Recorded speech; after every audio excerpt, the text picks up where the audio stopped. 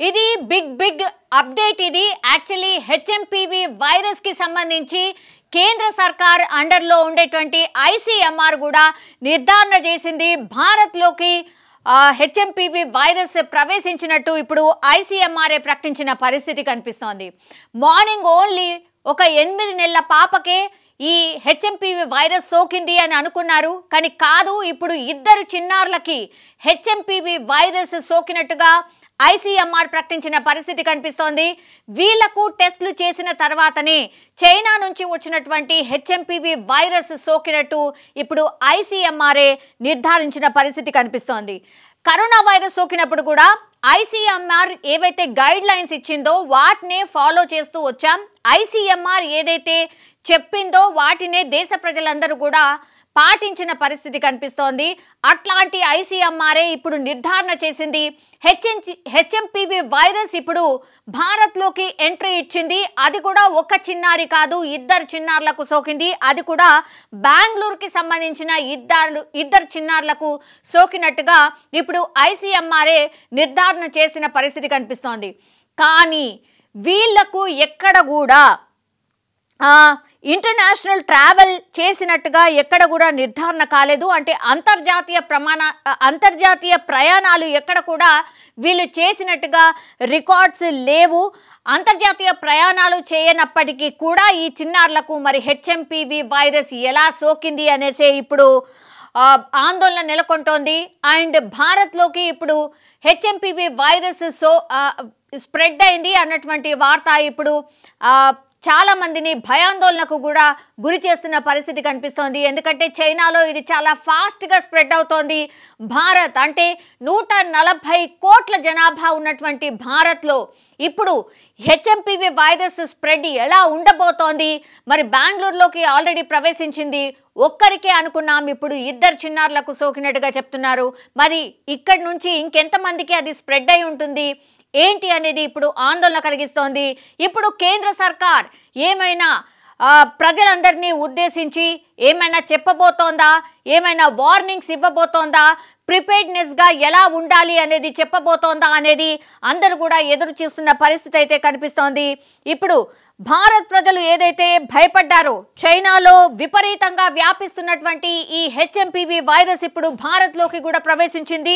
బెంగళూరులోని 8 నెలల చిన్నారే కాదు, ఇంకో పాపకు కూడా ఇప్పుడు హెచ్ఎంపీవీ వైరస్ సోకినట్టుగా ఐసీఎంఆర్ఏ నిర్ధారించిన పరిస్థితి అయితే కనిపిస్తోంది.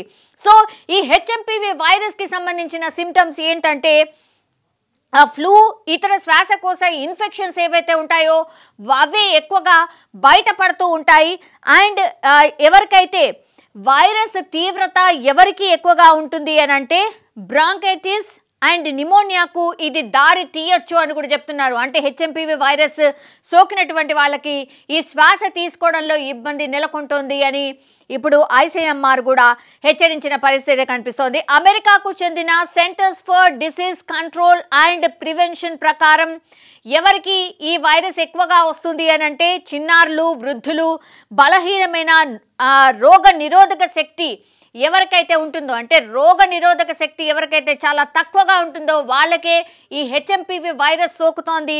ఈ వ్యక్తులు చాలా వరకు చాలా జాగ్రత్తగా ఉండాల్సిందే. నేను ఇంతకుముందు చెప్పినట్టుగా చిన్నారులు కావచ్చు, రోగ నిరోధక శక్తి ఎవరికైతే తక్కువగా ఉంటుందో వాళ్ళు అండ్ వృద్ధులు వీళ్ళు జాగ్రత్తగా ఉండాల్సిందే. దీన్ని బారిన పడకుండా ఉండాల్సిందే. వాళ్ళని వాళ్ళు కాపాడుకోవాల్సిందే అని ఐసీఎంఆర్ చెప్తున్నటువంటి పరిస్థితి అయితే కనిపిస్తోంది. సో ఈ వ్యాప్తిని నిరోధించడానికి ఏం చేయాలి అనంటే ఎక్కువగా అగైన్ కరోనా వైరస్ అప్పుడు ఎట్లయితే చేతులను శుభ్రంగా చేసుకున్నామో అది, అండ్ అనారోగ్యంతో ఉన్నవారితో కాంటాక్ట్లో ఉండొద్దు. ఎవరికైతే ఆల్రెడీ ఆరోగ్య సమస్యలు ఉన్నాయో వాళ్ళ దగ్గరగా ఎక్కువగా ఉండకుండా చాలా జాగ్రత్తగా ఉండండి అనేసి అయితే ఇవి 2 జాగ్రత్తలు అయితే చెప్తున్న పరిస్థితి అయితే కనిపిస్తోంది. సో ఇది ఇప్పుడు అందుతున్నటువంటి బ్రేకింగ్. కాబట్టి ఎవరైతే ఈ హెచ్ఎంపీవీ వైరస్ బారిన పడ్డారో ఈ 2 చిన్నారులకు కూడా ఐసోలేట్ చేసి వాళ్లకు ట్రీట్మెంట్ అందించే ప్రయత్నం అయితే ఒకటి జరుగుతోంది. ఇప్పుడు భారత్లోకి 2 చిన్నారుల ద్వారా హెచ్ఎంపీవీ వైరస్ అయితే భారత్లోకి ఎంటర్ అయింది. కానీ వాళ్లకు ఎట్లాంటి అంతర్జాతీయ ప్రయాణాలు చేసినటువంటి రికార్డ్స్ లేవు. నెల కావచ్చు, 2 నెలల నుంచి కావచ్చు, ఎక్కడ కూడా వాళ్ళు వెటు వెళ్ళలేదు. అయినా సరే వీళ్ళకు మరి హెచ్ఎంపీవీ వైరస్ ఎలా సోకింది? ఇప్పుడు భారత్ని ఇదే ఆందోళన కలిగిస్తున్నటువంటి అంశంగా కనిపిస్తోంది. ఇప్పుడు ఐసీఎంఆర్ కూడా ధృవీకరించింది కాబట్టి హెచ్ఎంపీవీ వైరస్ భారత్లోకి ఎంట్రీ ఇచ్చింది అని మరి కేంద్ర సర్కార్ కావచ్చు, రాష్ట్ర సర్కార్ కావచ్చు ఎట్లాంటి సూచనలు ప్రజలకు ఇవ్వబోతోంది అనేది అందరూ ఎదురు చూస్తున్న సిచ్యువేషన్ అయితే కనిపిస్తోంది. మరి ఎలాంటి టెస్టులు చేశారు ఏంటి అనేది నిర్ధారణ చేసుకునే ప్రాసెస్ అయితే కొనసాగుతున్నటువంటి పరిస్థితి అయితే కనిపిస్తోంది. సో ఇప్పటి వరకు చైనా, జపాన్లకే పరిమితమైన ఈ కొత్త వైరస్ భారత్లోనూ వెలుగు చూడడంపై ఆందోళన వ్యక్తమవుతోంది. యాక్చువల్లీ చైనా ఫస్ట్ మనకు తెలుసు 15-20 రోజుల క్రితమే చైనాలో ఈ వైరస్ బయటపడింది అనేది మనకు వినిపిస్తున్నటువంటి ఒక వార్త. ఆ తర్వాత చైనా నుంచి యాక్చువల్లీ జపాన్కి వెళ్ళింది. దెన్ జపాన్ నుంచి ఇప్పుడు మన థర్డ్ దేశం అన్నమాట భారత్లోకి ఈ వైరస్ స్ప్రెడ్ అయిపోయింది. సో ఎక్కడ కూడా స్ప్రెడ్ కాకుండా ఎట్లా ఉంటుంది? బికాస్ ఎయిర్పోర్ట్కి సంబంధించి ఎయిర్లైన్స్ అన్నీ కూడా ఓపెన్ అయ్యాయి. సో అక్కడి నుంచి ఇక్కడికి, ఇక్కడి నుంచి అక్కడికి జర్నీ జరుగుతూనే ఉంది. చాలామంది ట్రావెల్ చేస్తూనే ఉంటారు. సో ఈ వైరస్ని కట్టడి చేసే వ్యవస్థని అసలు ఎక్కడ కూడా కేంద్ర సర్కార్ కావచ్చు, లేకపోతే అన్ని దేశాలు కావచ్చు ఎక్కడ కూడా డిసిషన్ తీసుకోలేదు. గతంలో కరోనా స్ప్రెడ్ అవుతుంది అన్న టైంలో ఎయిర్పోర్ట్స్ అన్ని షట్ డౌన్ అయిన పరిస్థితి, ఆ తర్వాత లాక్డౌన్, ఇట్లా ఒక ప్రాసెస్ ఉండింది. స్ప్రెడ్ కాకుండా కొంతవరకు నియంత్రించగలిగారు. బట్ ఇప్పుడు అట్లాంటిది ఏమీ లేదు, అలాంటి డిసిషన్స్ కూడా ఏం తీసుకోలేదు. అండ్ ప్రభుత్వాలు కూడా చెప్తున్నాయి అంత భయపడాల్సిన అవసరం లేదు.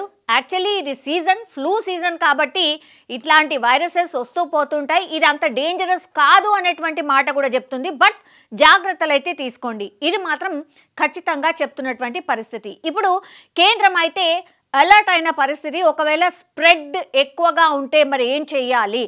బికాజ్ ఇది నిమోనియాకి సంబంధించిన సిమ్టమ్స్, అంటే ఊపిరితిత్తులకు సంబంధించిన సిమ్టమ్స్ కలిగి ఉంది హెచ్ఎంపీవీ వైరస్. కాబట్టి ఆక్సిజన్ ఎక్కువగా అవసరం పడుతుంది పేషెంట్స్కి అనేది డాక్టర్స్ చెప్తున్నటువంటి మాట.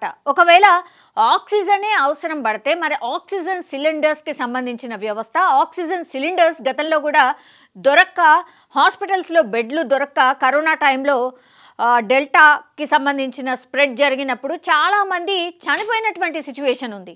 మరి ఇప్పుడు నిమోనియాకి సంబంధించిన సిమ్టమ్స్ ఉంటున్నాయి కాబట్టి, ఇప్పుడు 8 నెలల చిన్నారికే సోకింది కాబట్టి మరి ఎట్లా? ఆక్సిజన్ సిలిండర్స్కి సంబంధించిన వ్యవస్థ కేంద్ర సర్కార్ అరేంజ్ చేయబోతోందా?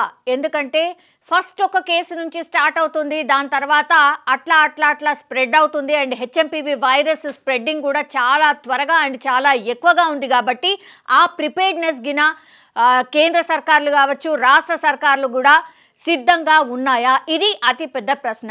లాక్డౌన్ అందరు మాట్లాడుతున్నారు కానీ అంటే నిపుణులు కావచ్చు, లేకపోతే డాక్టర్స్ చెప్తున్నటువంటి మాట ఏంటి అంటే జాగ్రత్తలు అయితే ఖచ్చితంగా తీసుకోవాల్సిందే. లాక్డౌన్ పెడితే మాత్రం అన్ని దేశాలకు నష్టం, ఆర్థిక వ్యవస్థ కూడా పూర్తిగా నష్టపోతుంది. అయినా సరే ఒకవేళ రిక్వైర్మెంట్ ఉంటే మరీ మనుషుల ప్రాణాల కంటే ఏది ఎక్కువ కాదు కాబట్టి ఆ డిసిషన్ కూడా తీసుకునే అవకాశం ఉంటుంది. ఒకవేళ ఎప్పుడు స్ప్రెడ్ చాలా ఎక్కువగా ఉంది, హాస్పిటల్స్కి జనం క్యూ కడుతున్నారు, ఆ తర్వాత డేంజరస్ సిచ్యువేషన్లో ఉన్నారు, ఆక్సిజన్స్ అందరికీ అవసరం పడుతున్నాయి అన్నప్పుడు మాత్రం డెఫినెట్లీ అప్పుడు ప్రభుత్వాలు ఒక డిసిషన్ తీసుకునే ఛాన్స్ అయితే డెఫినెట్లీ ఉంది. కానీ ఇప్పుడైతే ఆ లాక్డౌన్ సిచ్యువేషన్ లేదు అనేది నిపుణులు అండ్ డాక్టర్స్ అండ్ కేంద్ర సర్కార్ చెప్తున్నటువంటి మాట. దీని లక్షణాలు ఏంటి అంటే ఈ వైరస్ సోకిన వారిలో ఫ్లూ తరహాలో దగ్గు, జలుబు, జ్వరం వంటి లక్షణాలు కనిపిస్తాయి. ప్రధానంగా 11 సంవత్సరాల లోపు వయసున్న చిన్నారుల్లోనే ఈ వైరస్ వ్యాప్తి ఎక్కువగా ఉన్నట్టు చైనా వైద్య నిపుణులు చెప్తున్నారు. సో పిల్లలకే ఈ వైరస్ ఎక్కువగా సోకుతోంది. తల్లిదండ్రులారా ఇది మీకే డైరెక్ట్ మెసేజ్, మీ పిల్లలని జాగ్రత్తగా చూసుకోండి. ఇప్పుడు ఫ్లూ లక్షణాలు ఏంటి? జ్వరం కావచ్చు, దగ్గు, జలుబు.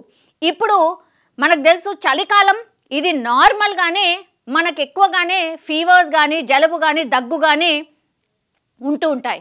కానీ ఇక్కడ ఈ వైరస్ ఒకవేళ సోకి ఉంటే అది బయటపడమే చాలా, అంటే 3-4 రోజుల తర్వాత బయటపడుతుంది ఒకటి. అండ్ ఫీవర్ కూడా ఎక్కువగా కనిపిస్తోంది. 103 డిగ్రీల ఫీవర్ ఖచ్చితంగా ఉంటుందట. ఇది గుర్తుపెట్టుకోవాల్సిన అంశం. పిల్లల తల్లిదండ్రులు యాక్చువల్లీ 11 ఏళ్ల లోపు పిల్లలకు ఎక్కువగా సోకుతుంది. కాబట్టి పిల్లల తల్లిదండ్రులు ఎవరైతే 11-12 సంవత్సరాల వరకు అంటే పుట్టిన నుంచి 11-12 సంవత్సరాల లోపు పిల్లలకే ఈ వైరస్ ఎక్కువగా సోకుతోంది. కాబట్టి చైనాలో ఇదే జరుగుతోంది. కాబట్టి సో భారత్లో కూడా ఇదే సిమ్టమ్స్, ఇలాంటి వైరస్ పిల్లలకే ఎక్కువగా సోకే అవకాశం ఉంటుంది. కాబట్టి పిల్లల తల్లిదండ్రులు జలుబే కదా, దగ్గే కదా, పోతుంది అని అనుకోవద్దు. అన్నీ వైరస్కి కారణం కాదు. అయినా సరే ఒకవేళ మీ పిల్లాడికి కానీ పిల్లకి కానీ ఒకవేళ 3-4 రోజుల నుంచి కూడా అదే జలుబు, అదే దగ్గు అండ్ జ్వరం తగ్గట్లేదు అంటే దయచేసి వెళ్ళండి, డాక్టర్ దగ్గరికి వెళ్ళండి. డాక్టర్ దగ్గరికి వెళ్ళి మరి వాళ్ళు ఏం టెస్ట్లు సజెస్ట్ చేస్తారు ఏంటి అనేది చూడండి. చాలామందికి తెలీదు. ఒకవేళ ఇట్లా జలుబు, దగ్గు అండ్ జ్వరం తగ్గకపోతే మరి ఏం టెస్ట్ చేయించాలి ఏంటి అనేది కూడా ఎవరు చెప్పనటువంటి సిచ్యువేషన్. అగైన్ మరి కరోనా లాంటి టెస్ట్ చేయించుకోవాలా? అట్లాంటి ల్యాబ్స్ ఏవైనా అవైలబుల్ ఉన్నాయా? మరి చిన్నారికి సోకినప్పుడు ఎట్లాంటి టెస్ట్ చేసిండ్రు? ఇదైతే బయట అంటే బెంగళూరులోనే ఒక ప్రైవేట్ ల్యాబ్లో టెస్ట్ చేయించారట. అక్కడ ఏం టెస్ట్ చేయించారు? ఇవన్నీ కూడా కొంత ప్రజలకైతే అవగాహన కల్పించాల్సిన అవసరం డెఫినెట్లీ కనిపిస్తోంది. అండ్ ఇదొక అలారం అనుకోవచ్చు భారతదేశానికి. బికాజ్ సౌత్లోనే ఇప్పుడు గతంలో కూడా మన ఫస్ట్ కేస్ హైదరాబాద్లో నమోదైంది కరోనా కేస్. అగైన్ ఇప్పుడు సౌత్లోనే, దట్టు బెంగళూరులో ఫస్ట్ కేస్. సో జాగ్రత్తగా ఖచ్చితంగా ఉండాల్సిందే. భారత్లోకి హెచ్ఎంపీవీ వైరస్ ప్రవేశించింది. కాబట్టి ఏవైతే నిపుణులు సూచిస్తున్నారో వాటిని ఖచ్చితంగా పాటించాల్సిందే అనేది ఒకలాంటి హెచ్చరిక అనుకోవచ్చు.